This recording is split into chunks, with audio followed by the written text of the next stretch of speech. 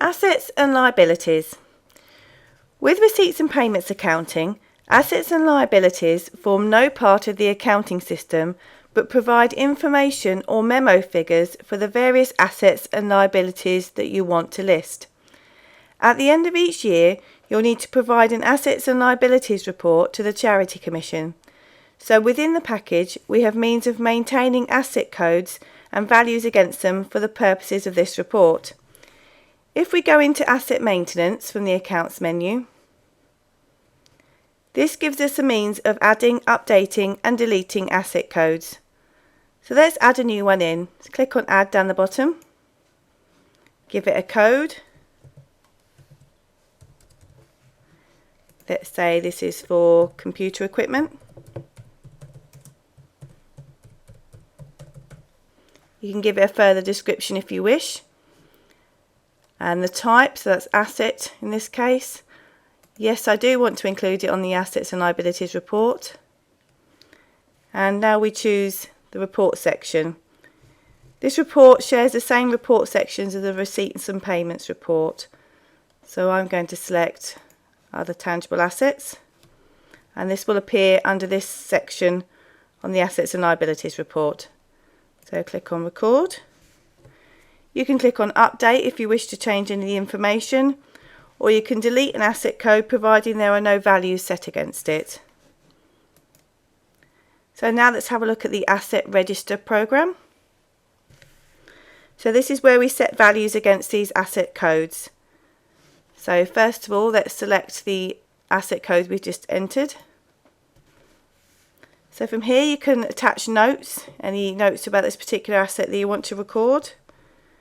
And I'm going to enter some values. So click on the values button down the bottom.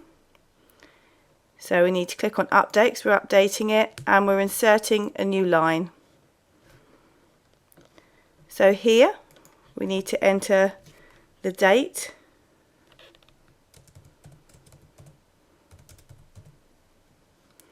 the fund code the asset belongs to, let's just say that's a general fund, and the value.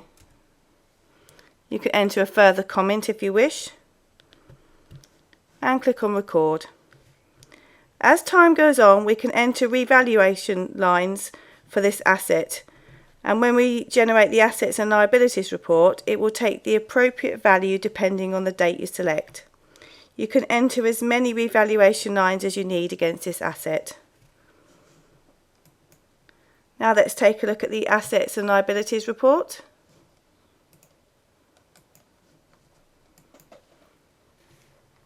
So here you select the month you're interested in.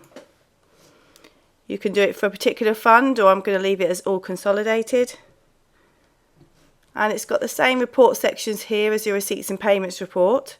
So you can include whichever sections you want, or click the include all button down here to select everything.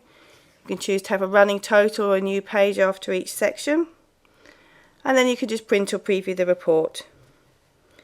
This will give you an internal report for your own benefit that will show the state of your assets and liabilities and the values you have set for them. So you also have a Charity Commission assets and liabilities report. So in here you would just select the month you're interested in.